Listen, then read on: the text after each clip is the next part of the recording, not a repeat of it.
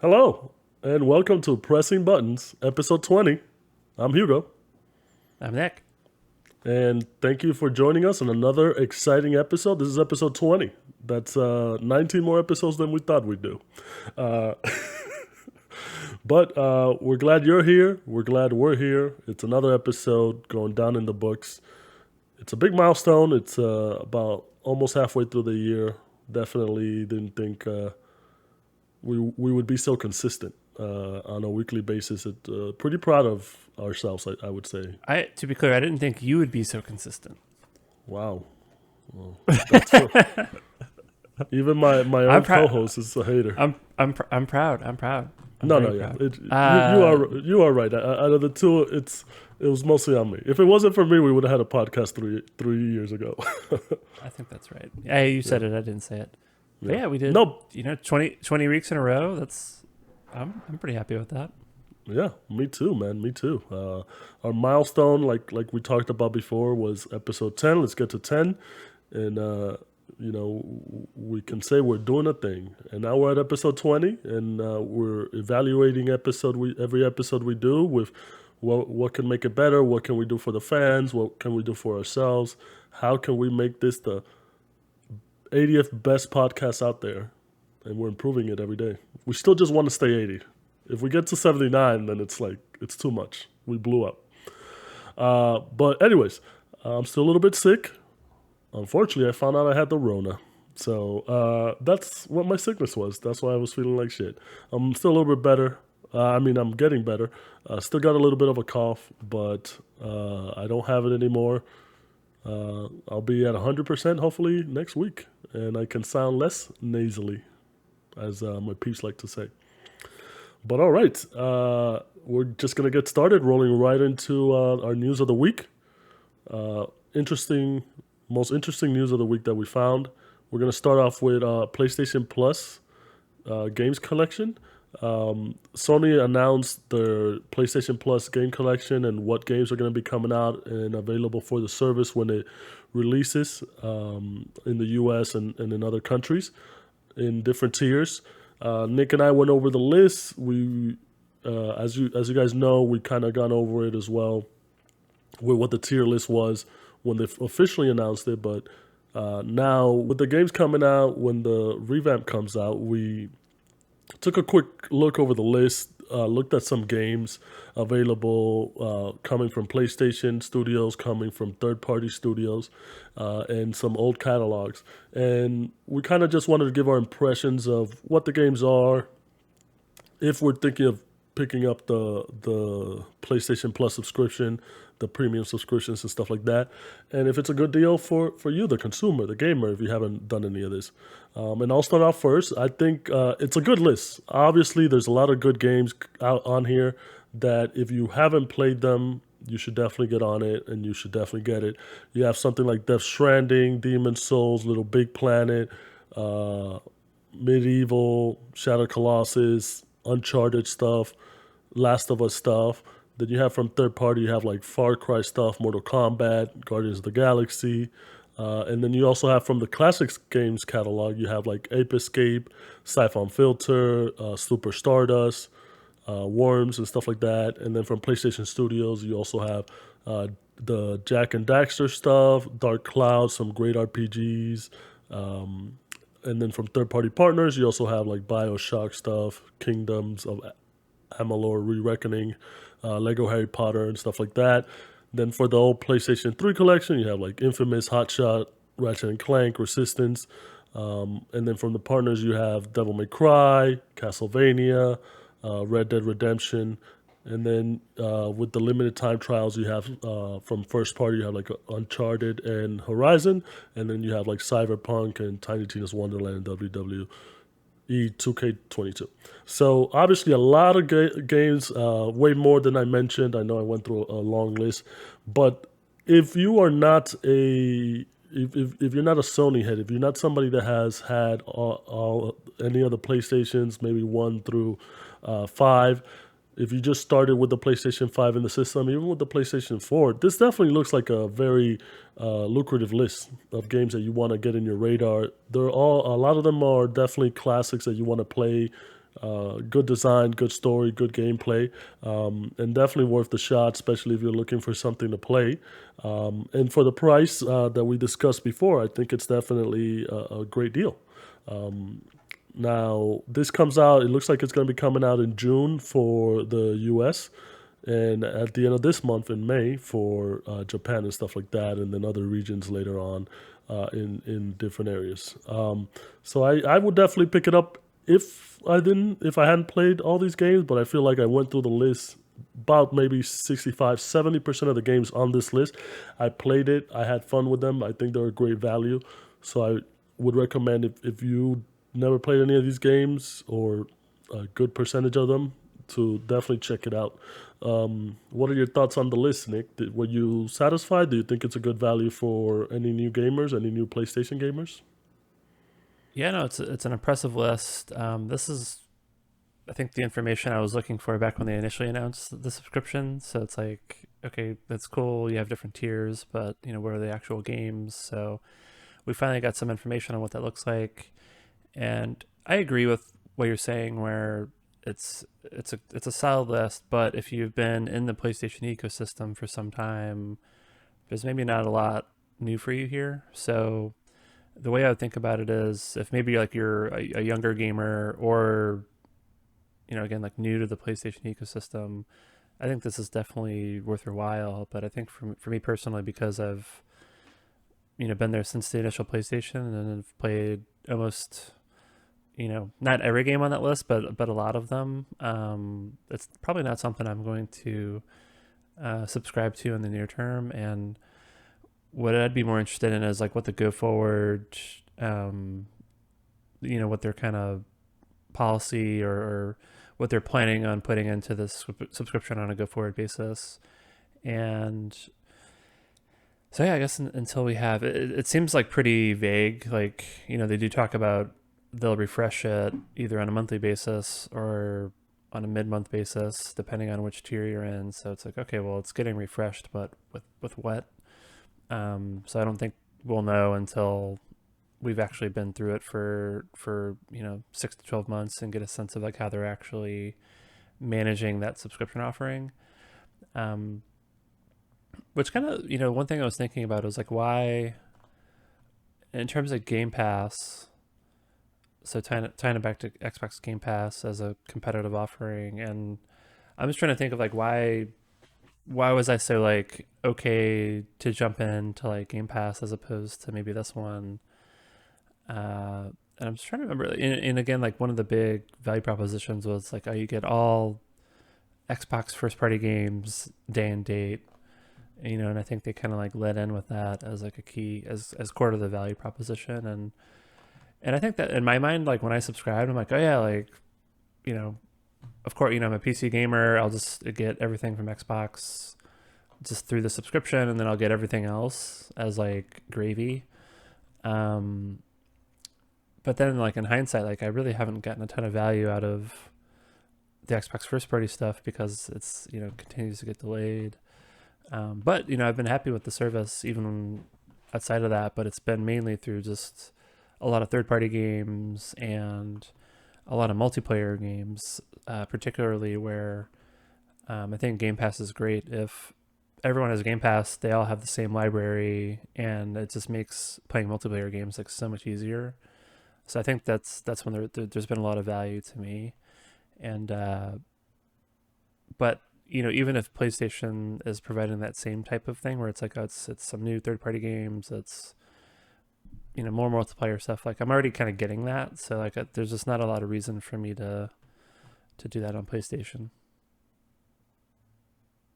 Well, I do agree with you in terms of value. It's something we're gonna have to see as the months roll along, especially just because, like you mentioned earlier, you were trying to do a comparison of like why do you kind of lean towards more Game Pass than the PlayStation Plus. And one thing I would say is like when Xbox started offering games with gold in the beginning, games with gold, you had a system where they would give you two free games, and then with Game Pass now you just have recurring rotation of games coming in and out. Whereas with PlayStation Plus, the new tiers, you don't know yet if it's going to be a rotation where you're still going to have the old games, or like if you download them in the catalog, are they saved in your library and then you can download them at any time, even if they rotate them out of the store or whatever it is? Because I have a bunch of PlayStation Plus games that I've downloaded over months every time a new PlayStation Plus game comes out, and I think I might want to play down the road. I've added it to my library, and then if I'm browsing and I don't know what to play on some random day, I'll probably download some old PlayStation Plus game and start playing that. So if they have something like that, that even if they pull it out of rotation, as long as you're saved to the library and you can re-download it at any point, I think that would be a hit. But they, like you said, they don't have a lot of information on that, on how it's going to work, on the rotations of the games, on the availability of the games. So that's a lot of speculation. We're going to kind of have to leave for later on down the road when we get more information. Hopefully it makes it easy for the consumer, for the gamers, to be able to download games, even if it's something that wasn't advertised in the beginning. Because I think that is one of the negatives of Game Pass, where the games do come in and out of rotation. So even though they say you can play the games that you want, well, if the game that I want isn't there anymore, then that kind of sucks. And even if, if I started a game and then didn't play it for a couple months and then it's no longer there, that's a bummer too. So we'll have to see. And then one other little tidbit that I wanted to add was that they are also going to include Ubisoft Plus, which is Ubisoft's version of this as well, where you have a bundle of games. It looks like it's going to have Assassin's Creed Valhalla right off the bat, which is the latest Assassin's Creed. It's going to have a lot of Far Cry stuff. It's going to have older Assassin's Creed franchises as well, the older titles in the Assassin's Creed franchise as well. And all that collection. So you can probably see, I know EA has EA Play, so you can probably see that down the road, added in the future, and any other party stuff to kind of mix in, give it more of a value. So that's that, if you're a big Ubisoft fan, if you like The Division, if you like For Honor, if you like Assassin's Creed, I can definitely see you also kind of gravitating towards that. It seems like a good deal, like we said. If you're not in the ecosystem and you want to play a lot of these games that are definitely good quality games. Yeah, I'm not a big Ubisoft fan, so I didn't really care too much about that. I played yeah, the more podcasts I do, the more I'm like, do I even like video games? But no, it's you only like two things, Zelda and Kingdom Hearts. That's what the listeners think. Souls games. Okay, maybe like 5 things. Yeah, it's like 5 things. Now I'm becoming a big gacha fanboy, so I don't know what that says about me. So we'll get into that later. But yeah, I'm not a huge fan of Ubisoft games. I did play quite a bit of The Division, but other than that, like I feel like their just approach to games is not for me. So, and I think I wouldn't be surprised if some version of that also makes its way to Game Pass as well. So I don't know if that's necessarily going to end up being like a big differentiator for PlayStation. But we'll have to wait and see on that one. And then I just wanted to say that I don't know if I ever told you this, but I remember you always talking about PS Plus games and like the new games that are available, and that you would always just every month just go in and just like download the games, like even if you didn't play them. And I absolutely picked up that habit from you. So I was like, that's a good idea. Like, it's a good habit to have. I mean, yeah. And, so and the good thing is you don't even have to download it. It's there. Yeah, you don't have to. Yeah, exactly. You don't have to like eat up your hard drive. But having said that, so that's a behavior I picked up, and I would just download the games. But I don't think I've ever gone back and played any of those games that I downloaded, maybe with exception of the Ratchet and Clank. I think it was like the remake or something like that, right? Or what was like the game that was on PS4. The reboot. The reboot, yeah. I did play it, and then I was like, I just don't like these games, so then I stopped playing after a couple hours. But another thing to hate. No, but it's I agree with you. It's one of those things where like if you're bored, which we'll talk about later on in the episode, you're having a lull. There's no games you want to play. You go through your catalog and you're like, oh, okay, I kind of remember I wanted to play this and I didn't, or I played for a little bit and I stopped. So that's why I always added them to my library and I always had them.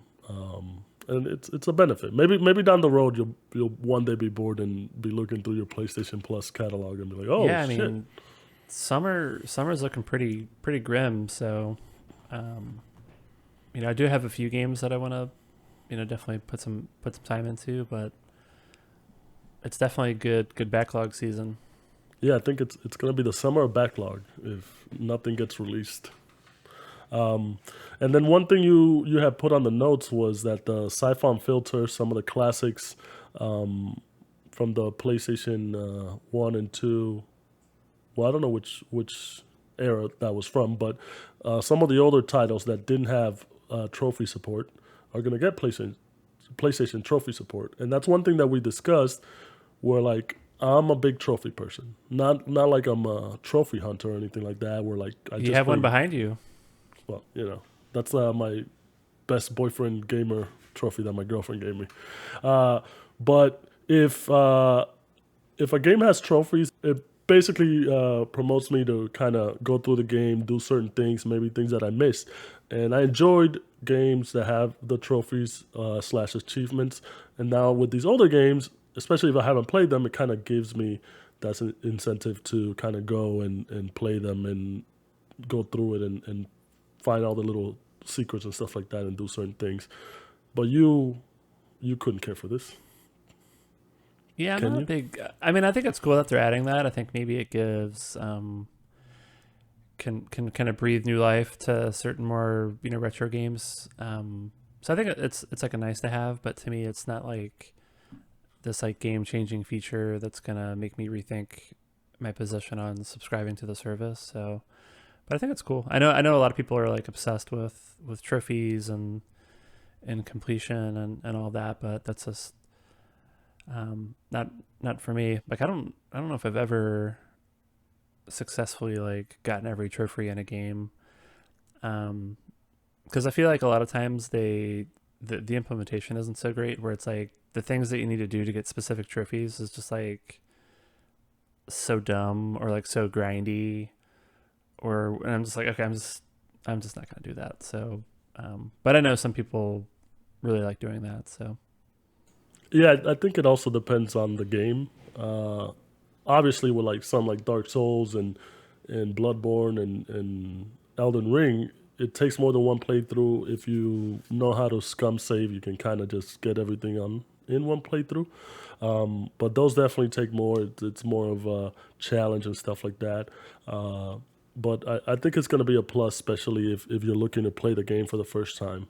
Um, and then maybe we can hopefully talk about that and just chasing achievements and game challenges in a future episode. I know we had some discussions on doing something like that. What our greatest gaming accomplishments have been, and I have a couple. So we'll leave that a little bit for later. Once we have that episode, uh, maybe our loyal listeners can email us with some gaming accomplishments that they like to share with us. So yeah, we'll I feel leave like that that's for a that. good episode 25. I feel like that's like a good milestone, There you go. Nick is calling the some shot. Episode something like that. 25, we will have some sort of gaming achievements. So, listeners, please send us your emails with some awesome gaming achievements that you have, and we will read them out loud on the podcast. And we'll also give our own, you know.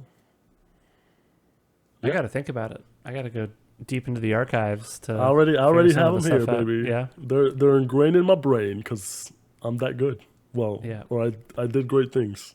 Are you just one word you mentioned was are you a save scummer? Oh no, unless Oh, it's. okay. You're just talking more generally. Like that's a thing people do. Yeah, like I Okay. think for like Elden Ring and Dark Souls, because you don't want to replay the whole game just to get a different ending, especially because those have like 5 or 6 endings. And then something like Fire Emblem. I don't want to lose my characters permanently, bro. I would say Scum on that, but that's about it.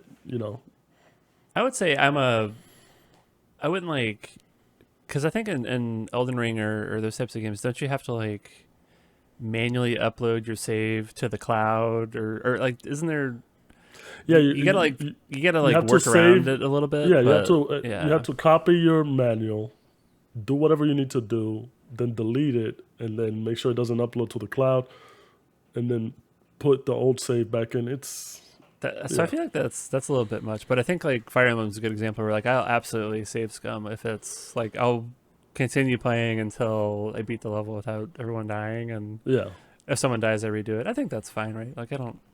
yeah. It's not Well, that I got the scummy. I guess I scum. It's a spectrum of scum, and I feel like that's I think it's not. scummy when you're trying to get a different result from what the game gives you. Whereas if you're just doing it to optimize your options so you can do everything, it's different. If that makes sense.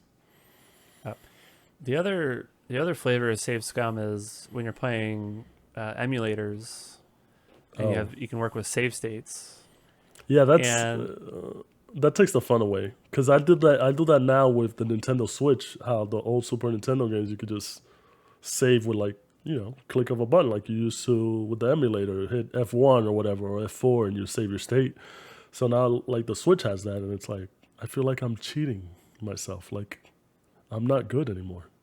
yeah, for some games I'm okay with, like games that were like either like really hard or like I don't know, like I guess maybe it's a gray area, but for me like there's certain games where I'm like, well, I can either play this with save states or I just won't play it, and I would rather actually like get through the game to experience it with save states, knowing that I'm not not that good of a gamer. I'd rather do that than like not play the game at all. But Well, there was that's also just me. like a lot of old video games that didn't have good uh, saving mechanics, like Yeah, Contra and stuff like that. Like, yeah, they didn't have good saving mechanics. So I can see uh, like emulators and with the new Switch stuff, like saving the state wherever you're at. I think that's definitely a plus.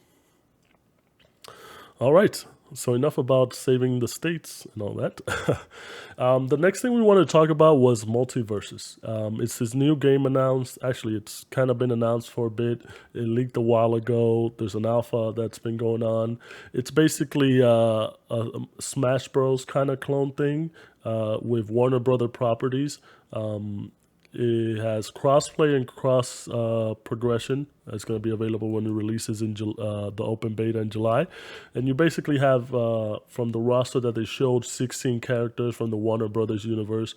You have like Superman, Batman, Shaggy, Tom and Jerry, Bugs Bunny, the Iron Giant, a bunch of different characters that you wouldn't think would mesh, but that's Arya what it's called. Stark, Arya Stark for some reason. And HBO, man, it's Warner Brothers. no, I know, but I'm just saying it's like Oh, Arya Stark. But yeah, it looks like a good, nice little fighting game. For now, they're promoting it as 2v2 and 1v1. Uh, there's a alpha on right now, and like I said, they're going to be doing a beta in July, open to everybody. It looks kind of fun. I know when it first got announced, like a lot of people were like, "Ugh, what? Why are they making another one?" Especially because there have been a string of multi media fighting games like PlayStation All Stars that didn't really take off and stuff like that. I know a lot of people weren't happy, but they did the cinematic trailer for this, and the cinematic trailer was kind of fun. I know everybody was hyped when Shaggy went Ultra Instinct. I don't know if you know that meme and stuff like that, but yeah, everybody was hyped about that. The gameplay looks fun. And then also Evo is doing a tournament in August for 100K 2v2 tournament, which anybody can join. Which I might sign us up. Maybe we could win an easy 100K. I doubt should it, we but join? We should join. yeah, yeah, we should join for funsies and see Who what who are you rolls. gonna main? Obviously, Superman. Okay, I figured. Do you Yeah, know who I'm gonna main? probably Finn from Adventure Time. No, dude. No, No, Tom and Jerry. oh, well, you do look like a shenanigans kind of guy. Yeah, of course. But yeah, did you? I mean, obviously, with this interaction, the game seems fun to you. I know you we love playing Smash Brothers. We've done it for game night. You are definitely way better at Smash Brothers than me. So, are you excited for this? It's a low bar. Uh, yeah, I think I've owned every Smash Brothers game. I like the games. It's to me it's literally Smash Brothers. I don't know if items are a thing, but in competitive play you don't use items anyway. Uh, but with Warner Brothers characters, yeah, I think people were kind of skeptical of like, okay, is it just going to be like another kind of licensed fighter that doesn't really play all that great? But the trailer looked great. I think they've been sending out alpha codes, and people have been streaming the game on Twitch, and particularly people like in the FGC who play lots of fighting games. They seem to be having a really good time, and the online play looks great, which is something you can't say for Smash Brothers, where the online is basically unplayable. And I wouldn't be surprised if Warner Brothers embraces competitive play, and well, they already are, right? Because it's going to be an Evo, and there's a prize pool, and so I think that's great, and that's kind of like another difference versus Nintendo, where they're kind of don't really allow the game to be played in competitive environments. So I think it's got a couple wins for it out the gate, and yeah, it looks fun, and I just want to play with Tom and Jerry.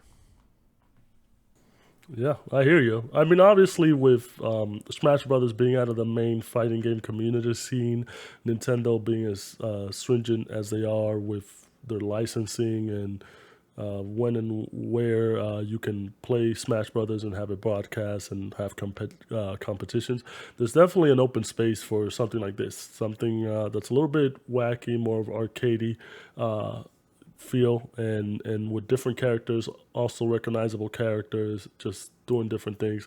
I think, like you said, this definitely opens the door.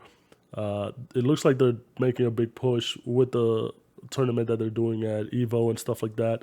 So if Nintendo continues their ways and doesn't want Smash Brothers showcase in any sort of fighting game tournament, I feel like this could definitely take its spot.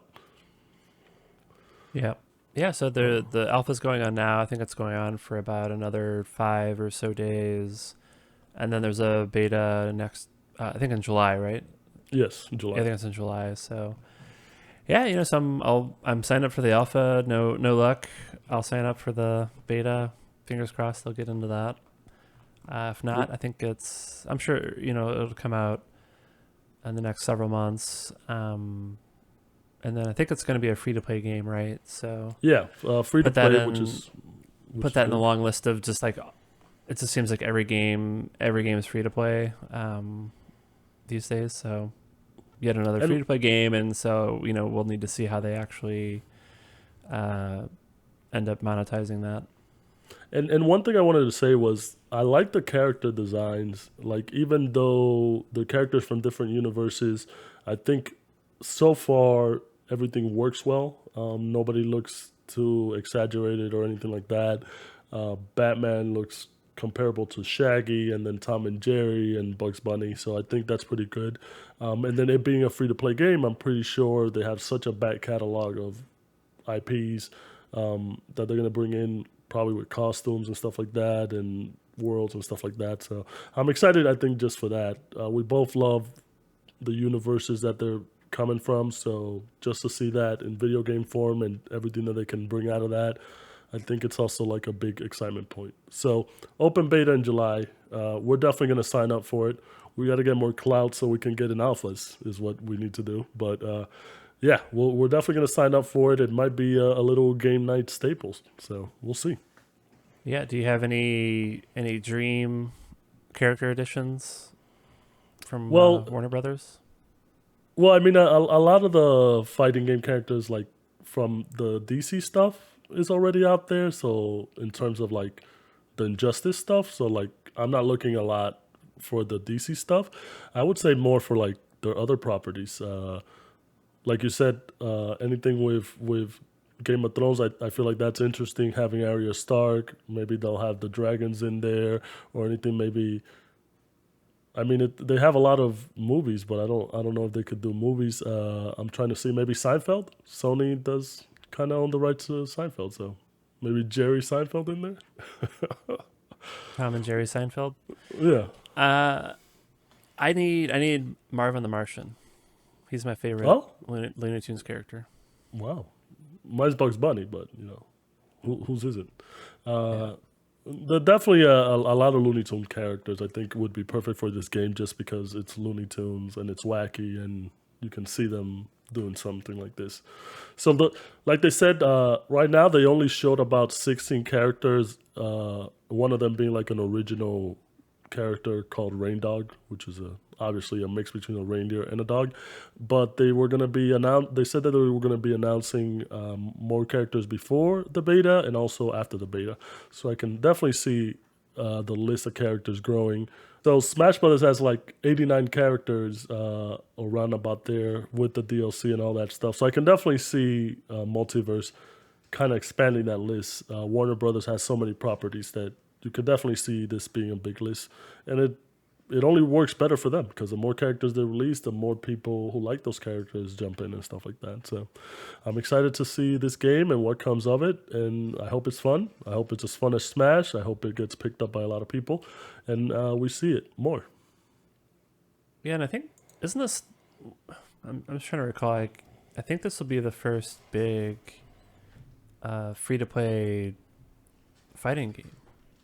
Yeah, I mean I know Because Ubisoft. most of them are you pay full retail price and then they'll do DLCs. Like I think that's the typical model for most of the fighting games. So I think this will be the first one. Again, like big one out in market. I know. I think that the team, what was it, like Rising Thunder or something like that. I think that was meant to be a free to play fighting game as well. But that team got acquired by Riot Games, and now they're the ones working on Project L. So, but yeah, I think this will be the first big one out in market, and I have to imagine Project L, which is the Riot Games fighting game. I have to imagine that's also going to be free to play. But it seems like that game's still pretty far out. Yeah, that one seems to Um, be like a bit way off, just because they haven't announced anything. Maybe this summer, obviously. But the only other free to play game that I would think is kind of similar to this is Brawlhalla from Ubisoft, but that one's more. It doesn't have the signature franchises like this has, so I think this is more attractive to okay, a lot of people. okay, I didn't realize Brawlhalla was free to play, but Yeah, the reason that's interesting is because a lot of people talk about how difficult it is to get into fighting games. Um, so I wonder if let's say this game's like massively successful, like does it get to the same size as other free to play games that are maybe like a little bit easier to get into? And I don't know, like I know like fighting games are difficult, but like I think League of Legends is like also insanely difficult and has like a really steep learning curve. So I don't know if I ever totally bought that like it's impossible for there to be like a successful big free to play fighting game. So I'm optimistic that model can actually work for fighting games I mean, if done well. I think it will just because of like you said, it's you don't see a lot of cases where it does work, but as long as the support is there, I think it's fine. Because Brawlhalla's a good game. It's just characters that you don't know about. It's like these random characters that they make up. But this being the franchises, as long as they keep continuing the support and they believe in it, I think it could work really well. Because like you said, League is free to play, but it doesn't necessarily have the easiest learning curve. But it's still one of the most popular games in the world. They make a lot of revenue off of their skins and their stuff like that. So if they adopt that model where they just support it a lot and expand the universe and make it shiny for whoever's jumping in and make it uh, easy and accessible, like that's gonna be the main thing. Is the free to play aspect gonna be okay? Like it's it like gonna draw you in right away? Is the cross progression gonna be easy? Is the crossplay gonna be easy? If it nails those three things, I think it'll be a hit. Because imagine, like you said, playing on your computer, playing on your Switch, playing on your PlayStation, playing on your Xbox, and then just having all your stats and stuff like that transfer. If they make it as easy as that, like how Fortnite does it, I think they definitely got a hit in their hands, and just keep supporting it. All right. So next thing we want to talk about was Marvel Snap. It's a new trading card game in the Marvel universe. It looks kind of fun. I'm not a big trading card kind of player. I played Gwent. I played Hearthstone a little bit. I enjoyed it in the beginning, but it kind of bores me, and I end up like stop playing it. Gwent, I really played it more because it was part of The Witcher, and then I downloaded it on my PC when it became standalone, but didn't really play it too much. I needed something like The Witcher to draw me in, especially when you're playing against NPCs and stuff like that. But it looks fun. It looks like it uses a lot of the Marvel's characters and their different universe varieties. There was some Chibi Galactus stuff, which we both found kind of weird, but I guess he was from a different universe. Then you have like Miles Morales, you have Ironheart, just a bunch of different characters. Then you also had like the X-Men animated series characters for trading cards. It was a very unique take on the trading card game where it's not a turn-based type of game. It's going to be like you're both playing at the same time, your turn is at the same time and stuff like that. So I thought that was pretty cool, and it looks like they really want to incorporate the different multiverses that Marvel has into the card game aspect of it. So what are your thoughts on this? I think you got pretty hyped. You're a big Marvel guy, you know?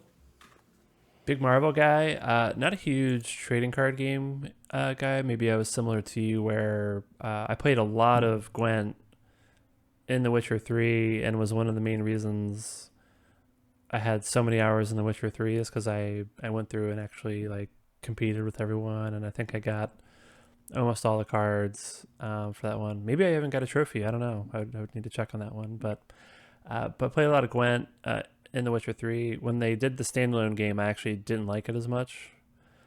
They changed the rules and a little bit, and I was really excited for the standalone game, and I just didn't like it. And then I did play quite a bit. I don't think it's like that great of a game, but I did play quite a bit of Triple Triad, and which is another card game that's inside of Final Fantasy 14. So I'd say I probably spent most of my time on those. I know Hearthstone. People really love that game.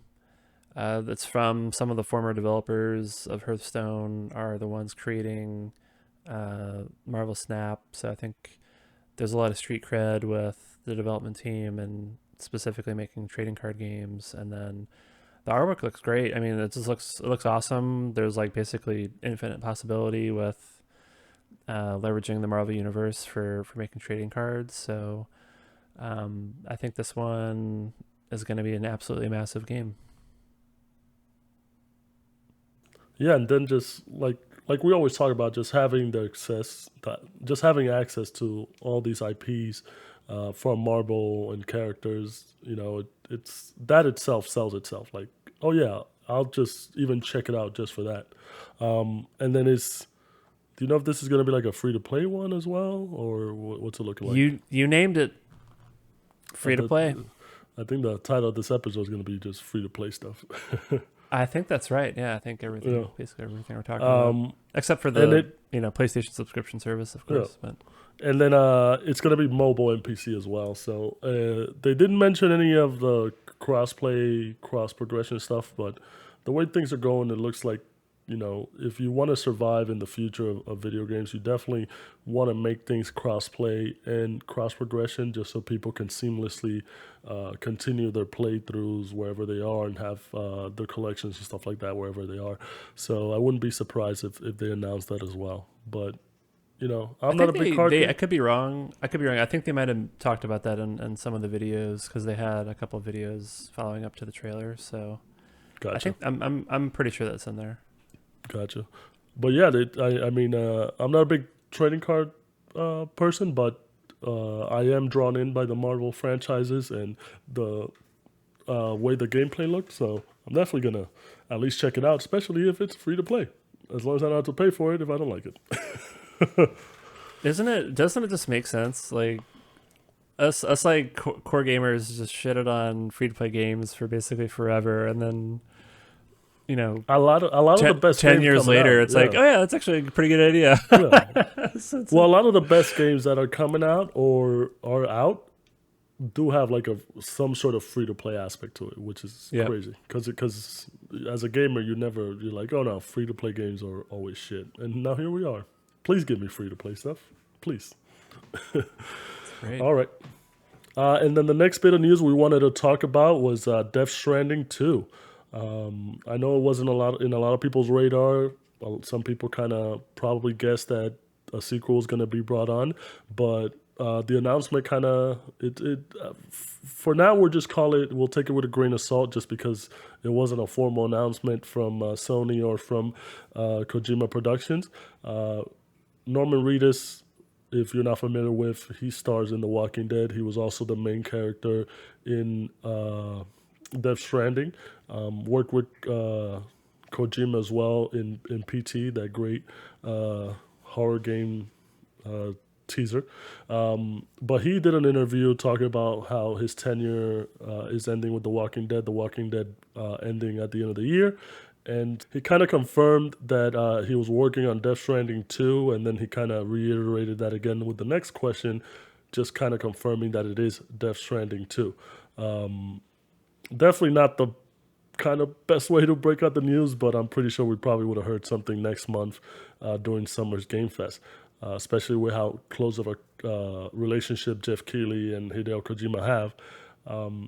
I still have not played Death Stranding. I know it was a revolutionary game. It's a different type of game, but I know it got great reviews. A lot of people liked it. A lot of people liked the gameplay mechanics and how it was. And luckily, I haven't been spoiled too much. So this, I consider this a plus. I definitely, if the games are good, they let them get sequels. So I'm still gonna play one before probably this comes out because I'm pretty sure this is probably like a year or two off. And I'm excited to see what Kojima shows, just because Kojima shows a lot of crazy shit all the time. So I know you played Death Stranding. What are your thoughts on this? Yeah, well, the other thing is, so Norman Reedus kind of slipped up in an interview, but then another thing that happened on Twitter was Kojima then said something about Norman needing to go to his room, which is like a reference to like Death Stranding, and then it's got like a photo of him holding like the baseball bat from Walking Dead, and like, so I think a while back there was a situation, or they took a photo of Norman like kneeling down, and Kojima was like pretending to hit him with a baseball bat. Normal stuff. Yeah, normal stuff. Well, not the it's a thing, but so Kojima just put like kind of with not much context, just like tweeted that out, and I think people took that as like he's more or less kind of validating, he's like punishing Norman, I guess, on socials. So I thought this was kind of funny. So he's a sneaky guy, so he could be just trying to throw people off or whatever. But I think for the most part, people think there's another Death Stranding game coming. I actually thought I'm excited about that. I actually thought there was a world where the first game, more or less kind of closes itself out, and I thought there was a world where he just kind of moved on to some completely other wild thing, and that would have been like totally fine. But I'm excited to see more. I actually thought the game, so again, I really liked it. I did think it was like a fairly polarizing game, and I don't think it did that great commercially.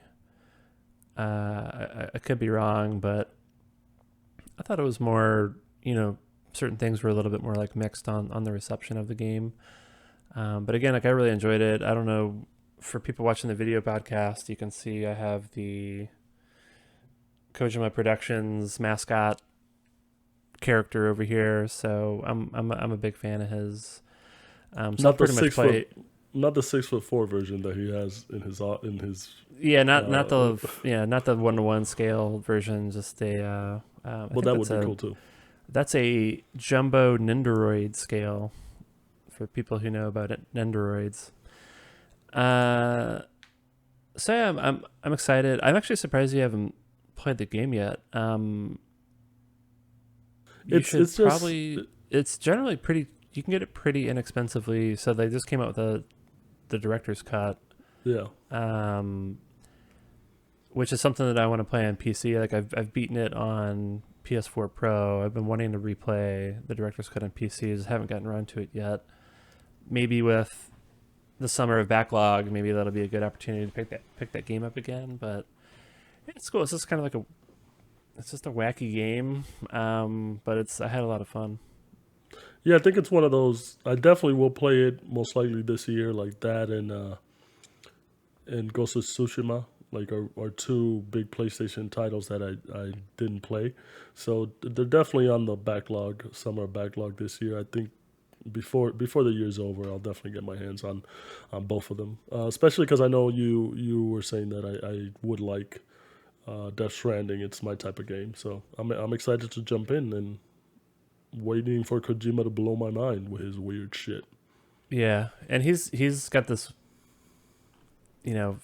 bromance connection with Jeff Keighley. Like I Jeff think he has a Keighley's. bromance. I think he has a bromance with everybody. Like he has a bromance Yeah, with Mads Mikkelsen. He has a bromance with Norman Reedus. He had a bromance with Jeff Keighley. If I ever meet Kojima, I think we will develop a bromance, and then I'll be the next guy. of course. Yeah. Yeah. So I guess here's a Death Stranding spoiler, which I think they actually showed in marketing materials. But Jeff Keighley was actually like in Death Stranding. Yeah, Like yeah, he does and like a Norman cameo. and So Norman Reedus too. it's Oh not well, a Norman cameo. Reedus He's was the the main. name. Yeah, he's got a small part in the game. I just, I just had a brain fart. I'm trying to think of the other people that had Conan O'Brien was another. Conan. Yeah, there you go. I'm like trying to think. I'm an idiot. I'm trying to think of the other people that had Yeah, there's some good cameos in ones. there.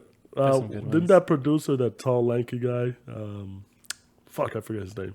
Whatever. Yeah, Norman You know, Reedus is in Death Stranding. you know, small cameo in Death Stranding.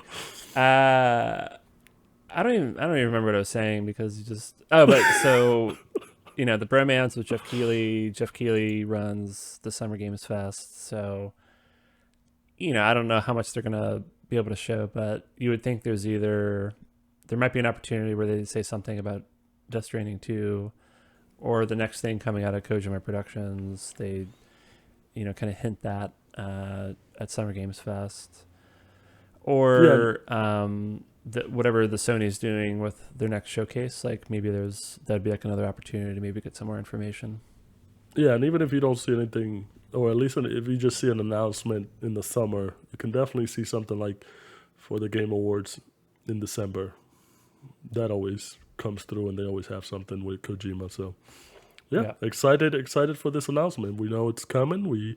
Hopefully it's sooner rather than later. All right, and that does it for the game news that we want to talk about for the week. Hope we brought to light some information for everybody. If you were missing on something, or if you want to look forward to something, hopefully we opened your eyes to it. And we're gonna move on to our closing thoughts. And boy, do I have some this week! I'm back, baby. All right, first thing first, I want to talk about. I've been kind of in a funk, obviously being sick and all that, but also like in a video game funk of not knowing what to play. Obviously, I was playing Final Fantasy 14, then I got sick, so I kind of going back into playing something. I didn't want to play something too complicated. I didn't want too many buttons or stuff on my screen. That's why I didn't play Final Fantasy 14, and also Horizon Forbidden West is just like, it felt like too much on the screen, too much learning and all that stuff. So I decided to play Final Fantasy VII Remake. And as Nick was saying earlier, with PlayStation Plus, it was a title I downloaded when it was available, had it in my backlog. I was like, oh, I could play this. So I started playing it. Disclaimer, Final Fantasy VII, not my favorite Final Fantasy, but I still think it was a great Final Fantasy. I know what it did for the genre. I know what it did for the franchise. So I don't remember as much about it as the original, but I can definitely tell the differences and see how it's different. Obviously, them expanding the world and all that, and the gameplay aspect of it. I'm enjoying myself. I love the characters. I love the world. I love the combat. I do wish there was a better enemy lock system. and stuff like that. But that's just a small gripe. I'm probably like really early on in the game. I'm not too far in it, but yeah, I was feeling bored. I was like, ooh, let me play some 7 Remake, and I'm enjoying myself. And I know there's some rumors that next month Square Enix is gonna probably announce something to do with Remake Part 2. So perfect time to play, I would say. Um, any thoughts on that, Nick? Are you happy for me? I'm happy. Well, I mean, I'm not happy about you being sick, but I'm glad you're Oh, able okay. to. Also, not happy that we're still not playing Final Fantasy 14. Uh, I know how you get worried about too many buttons being on the screen and how that can be yeah. overwhelming for you. Oof. So I think Too that many makes sense that buttons. you wanted something a I little just more press the digestible. buttons. That's why Yeah, this podcast isn't called Too Many Buttons, because then I couldn't handle it. yeah. No, but I thought that was an awesome game. I don't think you get access to Intergrade, right? You No. have to. Okay, okay. Yeah, I have to. Which I don't mind. It's probably I think it's like $10 Yeah, or I something think like it's that. Yeah. not a lot of money, and you can get the like PS5, upgrade, Yeah. whatever, and then access to Intergrade. But I bought it in an Epic Game Store, and I was not happy with the performance. I think they have done 1 or 2 patches since I tried doing that, so it might be worth me re-downloading that and checking it out to see whether it performs better. But I just want to replay it because I liked it so much, and then I also haven't played Intergrade, Yeah. so I definitely want to check that out too. Well, that was the other thing. I almost bought it for PC just because like I have a PC. It would look so great. But then I was like, I have it for free on PlayStation. I don't need it. And I know with the issues that it had, I was like, I'll just download it and play it. And I'm enjoying myself so far. It does have I've had some stuttering issues, but not too much where it kicks me out of the zone. Are you playing? You're playing on PS5 or PS4? Yes, PS5. So okay, it's on PS5, but it's like the PS4 It's a version that you PS4 got version. I gotta through. purchase Got it. the Okay, PlayStation 5 version with the stuff. got it. Yeah, it's a Okay, bit that makes sense. complicated. The only reason I haven't done it is because I don't know how yet. I gotta Google it just so I make sure I don't. I think it's worth. I think that would totally be worth doing like a small upgrade fee or whatever. Yeah, To yeah. I just don't want to like mess up and then buy the game. I figured I could, like, knowing how my luck is. Sometimes I'll probably buy it without already owning it for free or whatever. Something dumb. So okay, I just gotta look it up on the internet. All okay. right, and then the other thing I want to talk about was that I watched Everything Everywhere All at Once. Is the other big multiverse movie that came out besides Doctor Strange. It stars Michelle Yeoh, whatever, however you say that. I'm sorry if I fucked it up, but. I love her. I loved her since I saw her in Police Story with Jackie Chan. Great martial artist. She also did Crazy Rich Asians. She also did Crouching Tiger, Hidden Dragon. She's a great, great actor. But yeah, she's basically this woman that owns a laundromat, has to go to the IRS to do her taxes or whatever, and then this whole multiverse thing ensues. Pretty crazy. As with multiverse movies, it kind of takes a little bit to wrap your mind around it, but really enjoyable movie. A lot of good action. The universes are pretty cool. Definitely, I would recommend check that out. And then the other thing I watched was Tokyo Vice while I was laying down, incapacitated in bed. I was like, let me watch Tokyo Vice because I like Tokyo. And it's basically this movie about this journalist in the 90s that worked for a Japanese newspaper, and he ended up doing a story on the Yakuza over there in Japan.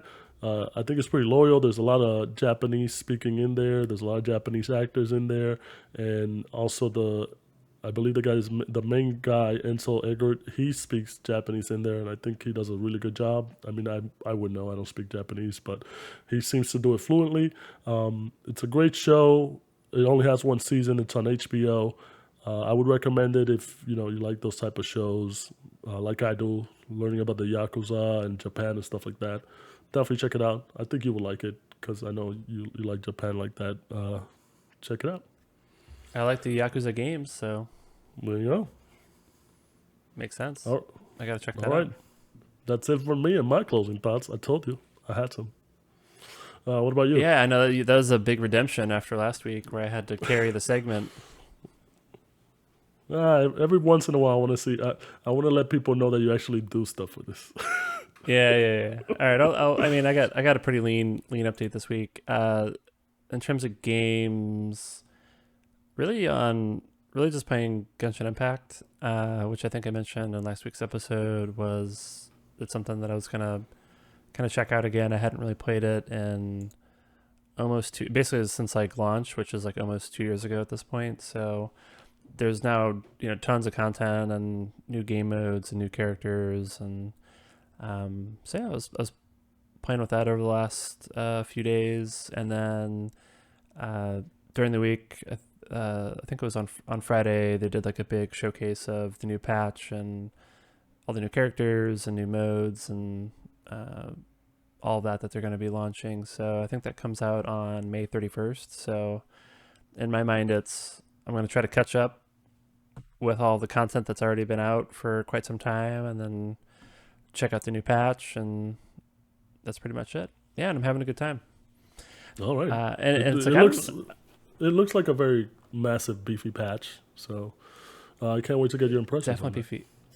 Yeah, and I know, like everyone just like it has like such a negative reaction to gacha, and it's just for me. It's like I don't have like a gambling addiction, so like it doesn't.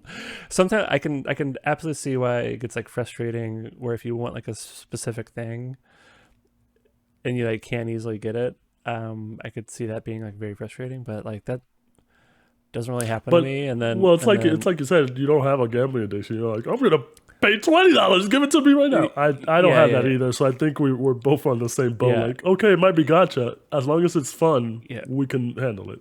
Yeah, and then then there's this more of like a philosophical debate around like, okay, like why must it be this monetization model? Like, why can't it be the same game but with something that's like less like luck based or whatever? And it's like, okay, like we can talk about that, but they're clearly doing that to make money, and it's very successful. So because it's very successful, companies will now continue to do that. So that's just the way the world works. But so kind of ignoring all that stuff, like I'm just having a good time. Like it's just like a pretty game. It's fun combat system, and just kind of run around and do stuff. So it kind of reminds me a little bit of when I picked up Final Fantasy 14, and there was just like a lot of content to kind of work through. So yeah, that's keep me busy. And then the other,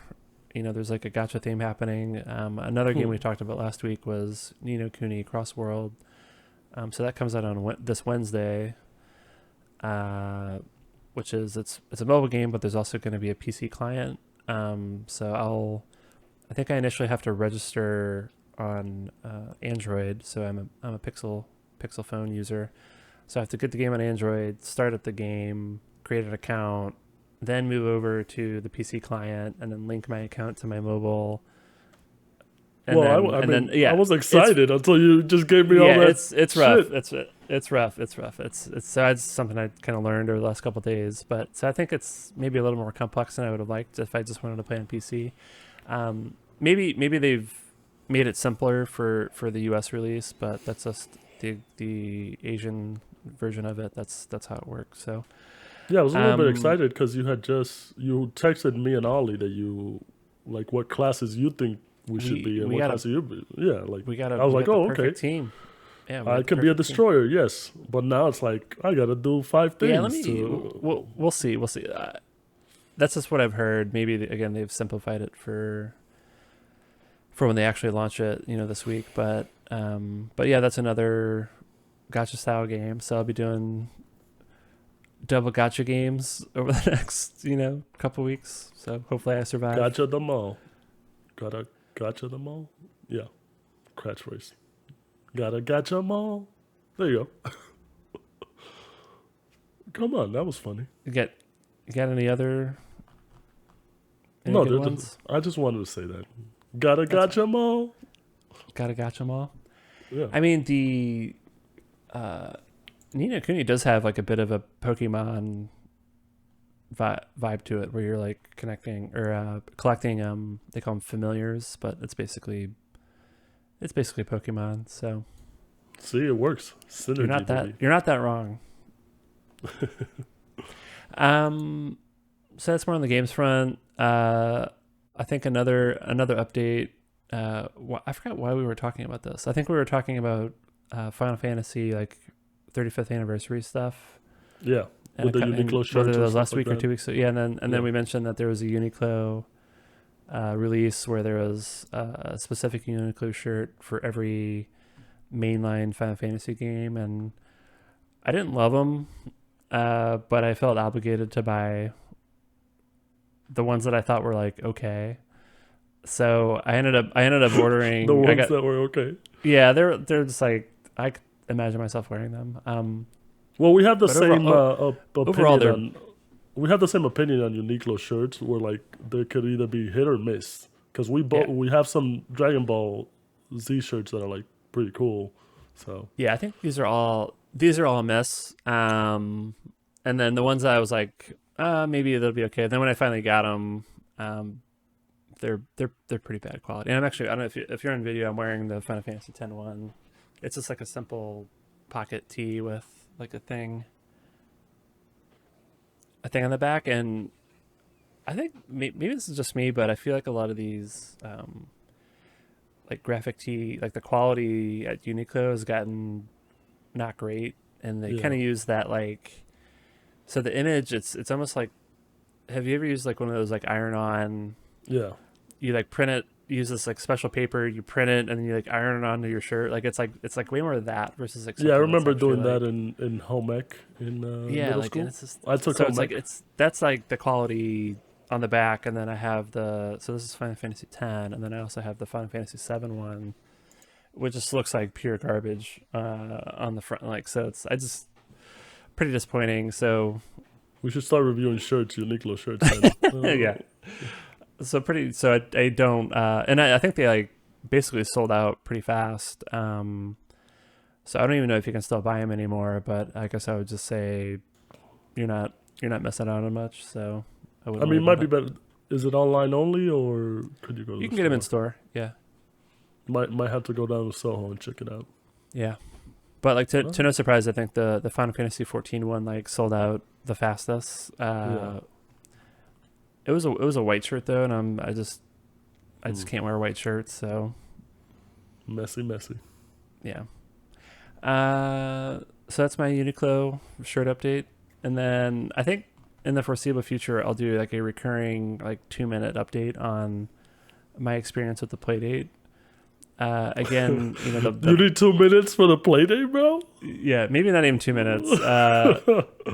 But you know, quick reminder: Playdate is like that miniature yellow handheld gaming device with a crank. Every week, check it out on episode 19. Yeah, I did my in-depth impressions in episode 19.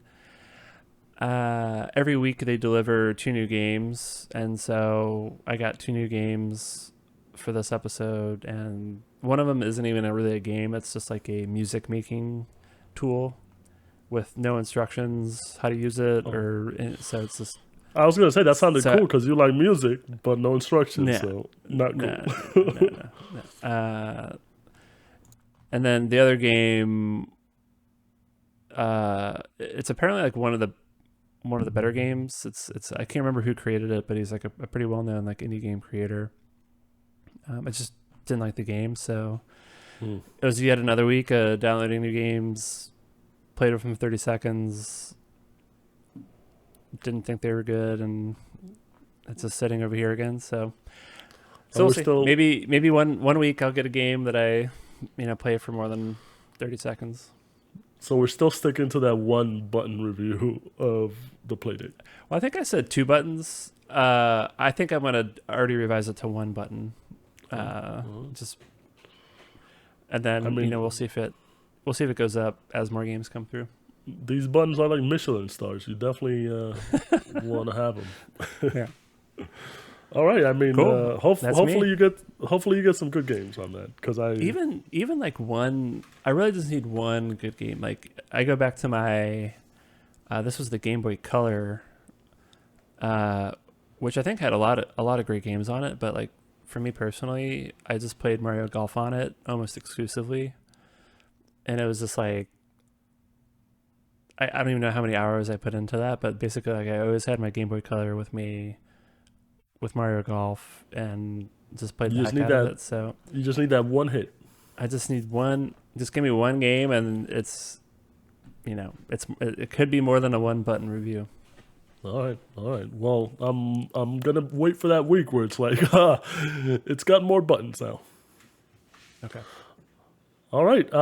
So that does it for our closing thoughts. Thank you again for joining us on episode 20. 2 times 10, baby. Who would have thought? We will be back again next week with another brand new episode. And thanks for joining us. We'll see you again later. I'm Hugo. Bye. I'm Nick. Later.